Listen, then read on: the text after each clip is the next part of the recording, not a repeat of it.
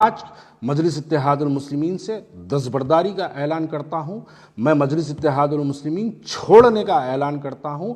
आगे मैं क्या करूंगा, किसके साथ जाऊंगा। गोशा महल की टिकट का दावेदार यकीनन था।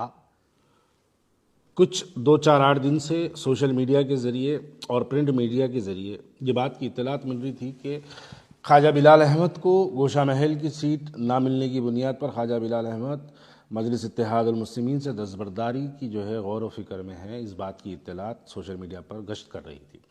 मैं आज इसकी वजाहत करने के लिए आपके दरमियान में आया हूँ। मैं सबसे पहले गोशा महल की टिकट का दावेदार यकीनन था, और आज मैं जब मजलिस इत्तेहादुल मुस्लिमीन से दस्तबरदारी इख्तियार कर रहा हूँ तो उसकी सबसे बड़ी वजह यह है कि क्यों सदर मजलिस बैरिस्टर असदुद्दीन ओवैसी साहब क्यों नहीं गोशा महल से अपना उम्मीदवार खड़ा करते। अब इसके ऊपर ये एक ऐसी टॉपिक है जिसके ऊपर बहुत कुछ बोला जा सकता, बहुत कुछ सुना जा सकता, और हर एक की अपनी अपनी एक अलग अलग थॉट है। लेकिन मैं आज इस बात को यहाँ पर क्लियर कभी करना चाहता हूँ कि गोशा महल के अंदर, गोशा महल असेंबली कॉन्स्टिट्यूंसी के अंदर टोटल वहाँ पर मुसलमानों की तादाद 79,000 यानी करीब 80,000 की लिस्ट अक्टूबर के महीने में जारी की गई थी। अभी फाइनल लिस्ट इलेक्शन से 10 दिन पहले कुछ जो है आएगी, जिसके अंदर कुछ बढ़ेंगे या फिर कुछ कम होंगे। तो चलिए मान के चलते हैं कि 80,000 मुसलमानों की तादाद, हम इसको मान के चलते हैं 80,000 की तादाद वाला वो कॉन्स्टिट्यूंसी है।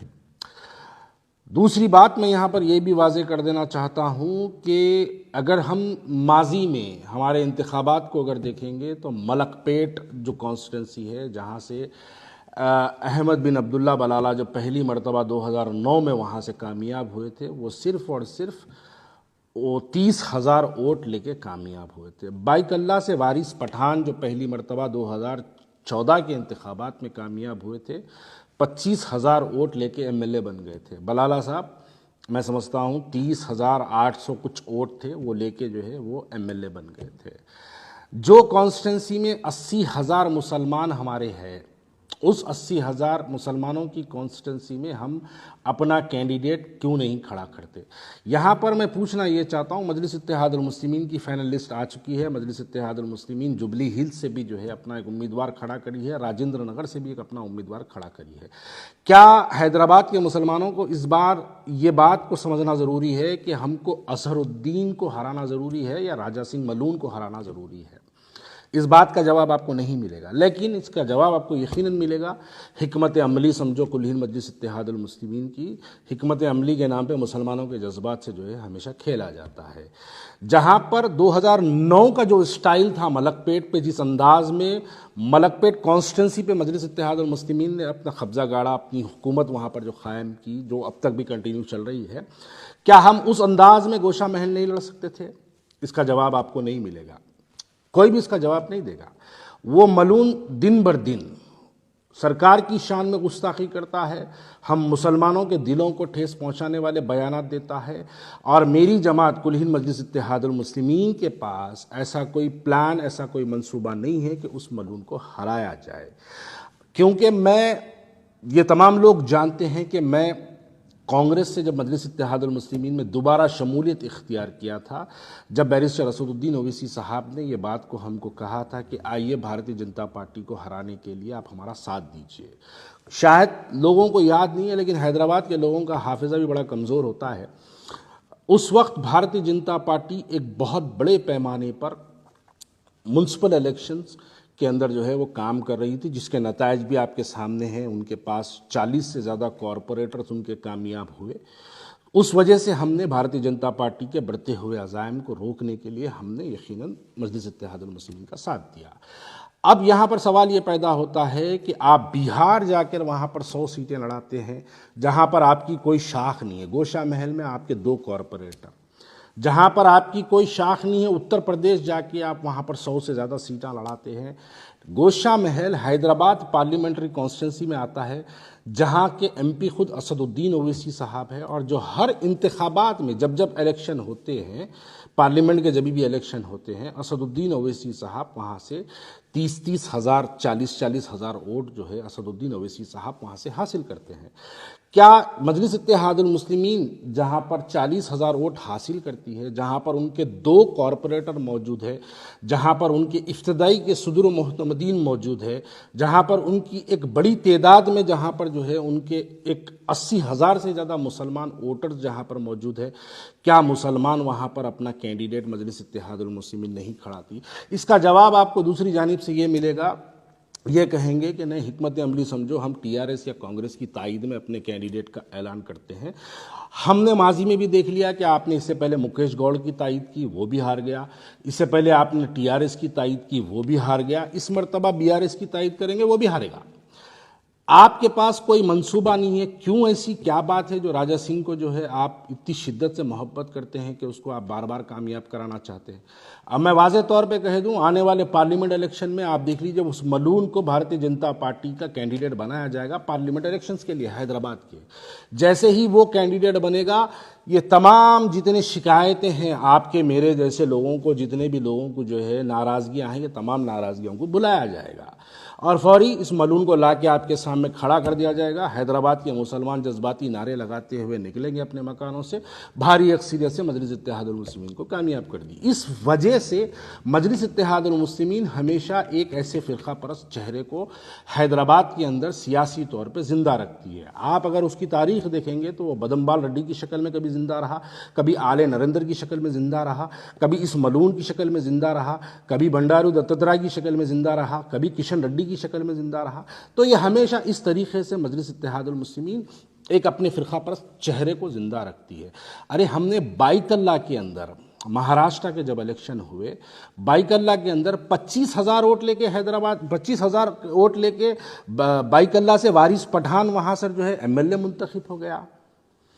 मलकपेट को जब आप देखेंगे, मलकपेट के अंदर 30 हज़ार वोट लेके अहमद बिन अब्दुल्ला बलाला पहली मरतबा एमएलए बन गए। जाहिर सी बात है, बनने के बाद अपनी कारकर्दगी करेंगे, वहाँ पर मुसलमानों के वोटों की तादाद बढ़ाने का काम करेंगे।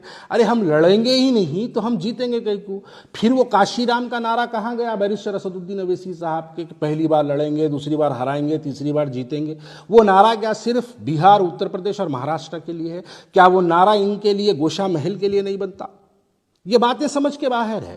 जब हम ऐसी सवाल करते हैं तो फौरी अब आगे मुनाफिकत का नारा लग जाता, फौरन आगे लोग कहते हैं कि भाग गया, आप जमात छोड़ दिया, टिकट नहीं मिली। अरे मेरे को टिकट मिलो ना मिलो, अगर टिकट की मुझे ख्वाहिश होती तो मैं बैरिस्टर असदुद्दीन ओवैसी से याखुतपुरा पूछता। अगर मेरे को एमएलए बनने की ख्वाहिश होती तो मैं बैरिस्टर असदुद्दीन ओवैसी से चंद्रान गुप्ता पूछता। अगर मुझे एमएलए बनने की ख्वाहिश होती तो मैं बैरिस्टर असदुद्दीन से चार मीनार पूछता। मैं क्यों बैरिस्टर असदुद्दीन ओवैसी साहब से मैंने क्यों गोशा महल पूछा? मैंने उनसे गोशा महल इसलिए पूछा कि उस मलून को उसकी भाषा में, उसकी ज़बान में जिस तरीके से वो हमारे दिलों को तकलीफ पहुंचाता है। सियासी जमहूरियत है, जमहूरियत में हमको मौका मिलता है, मौके के तहत हम जाके उसको उसकी भाषा में ज़बान देते और मुसलमानों के इत्तेहाद का मुजाहरा करके हम उसको बता के आते। लेकिन नहीं, उसको सियासी तौर पे ज़िंदा रखना है, इस वास्ते वहाँ पर उसको कामयाब होने के लिए फ्री वक्त दिया जाता है। 3 इलेक्शन में उसको फ्री वक्त दिया था। आप सवाल करिए बैरिस्टर असदुद्दीन ओवैसी साहब के पास कि क्या मनसूबा है बैरिस्टर असदुद्दीन ओवैसी साहब के पास राजा सिंह को जो है गोशा महल से रोकने के लिए? कोई जवाब नहीं मिलेगा आपको उसका। अरे ठीक है, आपको अगर ख्वाजा बिलाल का चेहरा पसंद नहीं है, आपको ख्वाजा बिलाल का अगर जो है ज़ुबान पसंद नहीं है, माजी में ख्वाजा बिलाल ने बहुत सारे मजलिस इत्तेहादुल मुस्लिमीन के खिलाफ बयानात दिए हैं, अगर इस बुनियाद पे ख्वाजा बिलाल आपको पसंद नहीं है तो आपके पास जो पसंदीदा चेहरे बहुत से हैं जिनके चेहरों को देख के आप मुस्कुराते हैं, उसमें से कोई एक चेहरे को लेके आके गोशा महल दे देना था। वो मुसलमान को खड़ा करना था वहाँ पर, आप मुसलमान को वहाँ पे खड़ा करके आप उसकी तायद करना था। बीआरएस के जो आपके जो ताल्लुकात है, उस ताल्लुकात की बुनियाद पे बीआरएस से आप एक अच्छे से हिंदू कैंडिडेट को लाना था और उसको बोलना था कि तुम मुस्लिम बस्तियों में इंटर मत हो, हिंदू बस्तियों में जाओ, काम करो, उनके वोटों को आप पोलराइज कराना था, जैसा आप करते हैं, जैसा आप फिरोज खान के लिए करते हैं, जैसा नामपल्ली के लिए आप करते हैं, जैसा मलकपेट के लिए आप करते हैं, जैसे याकूतपुरे के अंदर हिंदू वोटों को बाइफिकेट करने के लिए आप काम करते हैं, वैसे ही लेके जाके राजा सिंह के खिलाफ में आप टीआरएस से एक हिंदू कैंडिडेट को वहाँ पर डलाना था और केटीआर जो आपके मामू भांजे जो भी है, आप उनके जरिए उसको इंस्ट्रक्शंस पास करना था कि मुस्लिम बस्तियों में काम नहीं करना, मुसलमानों की 80% है, तुम जाओ हिंदू बस्तियों में काम करो। असदुद्दीन ओवैसी साहब निकल के अगर गोशा महल में मुसलमान बस्तियों में 80,000 वोटरों के दरमियान में अगर फिर के असदुद्दीन ओवैसी साहब पैदल दौरे कर करके अगर मुसलमानों को वहां पे जो है बेदार करते, 80,000 में अगर 55,000 भी मुसलमान अगर निकल के अगर मुस्लिम कैंडिडेट को वोट दे दिया तो मैं ये सवाल हैदराबाद की आवाम के लिए छोड़ता हूं, क्या ये मलून हारता नहीं सकता था? अरे जाती पैसा हम लगा देते, लोगों से चंदा मंग के लेके जाके गोशा महल लड़ा देते अगर आप किसी मुसलमान को देते। मैं अपनी जात के तौर पे, अल्लाह के फजलो करम से चंदे की जरूरत नहीं है, मैं अपनी जात से 2-4-8 करोड़ लगाता, गोशा महल उसके वो मलून के खिलाफ में इलेक्शन लड़ता और ये बताता कि उसको मुसलमानों का इत्तेहाद ये होता है। लेकिन इसका कोई प्लान नहीं है आपके पास। अब उसकी आप तैयारी कर रहे हैं, उसको लोकसभा में लाने की तैयारी है, इस वजह से उसको वहां पे फ्री वॉक दिया जा रहा है।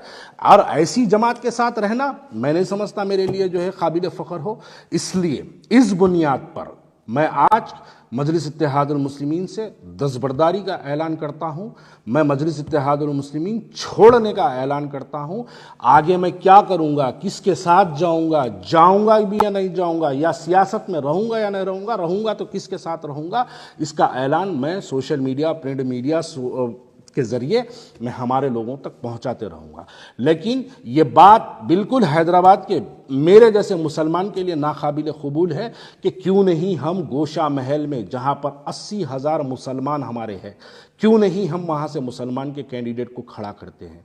क्यों नहीं हम बीआरएस का इस्तेमाल करके, टीआरएस का इस्तेमाल करके, हम क्यों नहीं वहां पर जो है हिंदू वोटों के अंदर जो है हम बाइफिकेट करने का काम करते और मुसलमानों में इत्तेहाद का नारा लगा के हम मुसलमानों को घरों से निकालते और इस मलून के खिलाफ मुसलमान एक तौर पर, मैं समझता हूं अगर हम मुसलमानों के अंदर अगर निकल के अगर जो है हम पैदल दौरे करते, उनके छोटे छोटे ग्रुप मीटिंग करते, तो घरों से चुमटियों की तरह मुसलमान निकल कर जो है पोलिंग के दिन अपने वोटों का मुजाहरा करते और ये मलून हारता। आप देखिए कोई पॉलिसी नहीं है मजलिस इत्तेहादुल मुस्लिमीन के पास। एक पॉलिसी बता दीजिए कि राजा सिंह को, मलून को हराने की एक पॉलिसी बता दीजिए। नहीं, उसको सियासी तौर पर जिंदा रखना चाहते हैं। और ऐसी जमात जो इस गुस्ताख रसूल को जिंदा रखना चाहते हैं, बखुदा ऐसी जमात के साथ मैं रहना मुनासिब नहीं समझता हूं। इसलिए आज मैं कुल मजलिस इत्तेहादुल मुस्लिमीन से अपना दस्तबरदारी का ऐलान करता हूं। शुक्रिया बहुत।